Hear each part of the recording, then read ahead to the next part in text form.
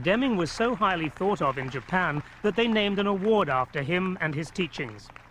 Japanese companies strive for quality and continuous improvement, and one of the highest honors they can receive is the Deming Prize. 一般に管理というのはこの図が示すような手順、つまり計画、実施、チェック、アクションを繰り返して行うことにより、より高度の管理水準へと発展していくことができるのです。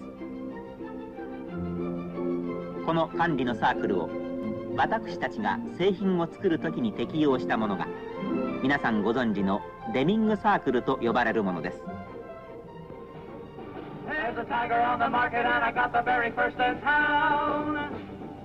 She got a hearse floor shifter and the wildest moving mill around. I need a 389 all super tuned to really shut 'em down. Oh yeah, now go girls, drag strip. But happy times were here again with the end of the war.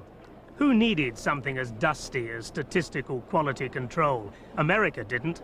Other economies had been eclipsed by the war effort. American industry stood tall, the world's provider. And even if the quality of American goods was only adequate, even questionable, there was nowhere else to go. The dictums of Deming were forgotten. All new. All systems are still. Yeah, right. Dr. Deming, revered in Japan, returned to Washington and a quiet suburban life. But Deming had identified a fallacy in American industry. Its success was due to the aftermath of the war, not to its own management skills. The accountants thought the figures added up, but Deming knew that the most important quotients cannot actually be measured. Beware of figures. You better know how to use them. Be guided by theory. For example, you do some training, spend 20,000 pounds for training. And I mean training for a skill. You know, the cost shows on the ledger. No doubt about it, there's the amount. The benefit, you'll never know. You cannot measure it. It was American television that suddenly woke up to the 80-year-old prophet in their midst. It was to be the second Deming revolution. You don't get ahead by making product and then separating the good from the bad, because it's wasteful. It wastes time of men who are paid wages. It wastes time of machines, if there are machines.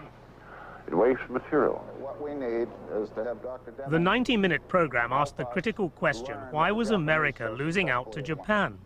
Dr. Deming appeared for just 9 minutes at the end. And they did it, and they've done it well. Now we've got The next day, Deming's phone never stopped ringing. At last, the local prophet was being heard. And I couldn't quite believe that there was this 80-year-old man who was living 5 miles from the White House that no one in America had heard of. I even went to the White House and talked to Charles Schultz, who was then chairman of the Council of Economic Advisors, and I said, do you know W. Edwards Deming? And he said, is he Joe Deming's son? And I said, not unless Joe Deming is 110 years old. And he'd never heard of him. The company presidents of America were queuing up to speak to him. One in particular made repeated calls on his time. As I came to know Dr. Deming and we talked more frequently, I began to see how fundamentally important people are in his basic management principles. Time and time again, a key principle of his, you can see it starts with this respect for the human being that he inherently has. And that resonated so well with my own feelings that I quickly came to be very responsive to his ideas. Ford's market share had slipped as a result of the Japanese competition. However much the Americans may have resented the imports, the fact was they were buying them. Peterson agreed with Deming that the poor quality of American cars was to blame. The approach in America at that stage, and I must say also in Europe, was that if you were within the engineer's limits, plus or minus so many thousandths of an inch or whatever it is, millimeters, then that's good enough. quote, good enough, you know. The Japanese theory, which was demonstrated by this so vividly, picked up from Dr. Deming, was that you should be striving for continuous improvement. In 1981, Ford, in partnership with Mazda, was building its first front-wheel drive car for America. The transmissions were being made partly in America, partly in Japan. Ford's engineers couldn't understand why the American transmissions were noisier and stiffer than the Japanese ones, until they pulled apart some samples. When we tore the two down, we found, first of all, that they obviously paid great attention even to the appearance of, or the elegance almost, to an engineer or a manufacturer. The gears just were beautifully made. And then as we dimensioned them, they were operating within a much, much narrower range of tolerance, way within the specifications compared with the American firm. And that control and continuous improvement toward so little variation was leading to that transmission functioning in a far superior way in the hands of the customer. Ford's market share increased during the 1980s. In 1988, it overtook General Motors. America's top executives voted Peterson the country's most effective leader. Don Peterson says that Ford's success in the 80s was entirely due to the quality transformation prompted by Dr. Deming. Suddenly, everyone was talking quality. The bandwagon of total quality management was rolling fast. Every management guru had a scheme and an expensive book which, properly adhered to, would lead your company to the sunny uplands of quality and profit. Anything you can say, I can say faster. I can say anything faster than you.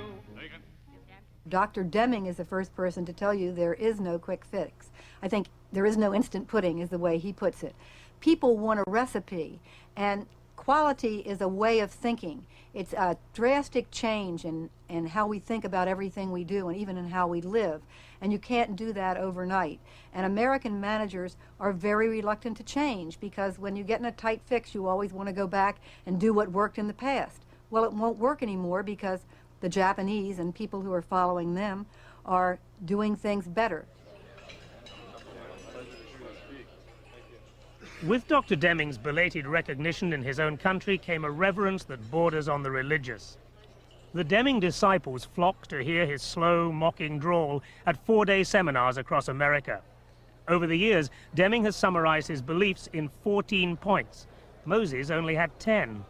His fundamental belief in quality through continuous improvement stands alongside contentious ideas like the scrapping of performance-related pay.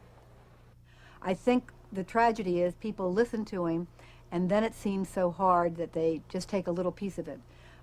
American managers, for the most part, want a Chinese menu. They want to take some from A and some from B and some from C of the different quality philosophies or the quality experts, and it doesn't work that way.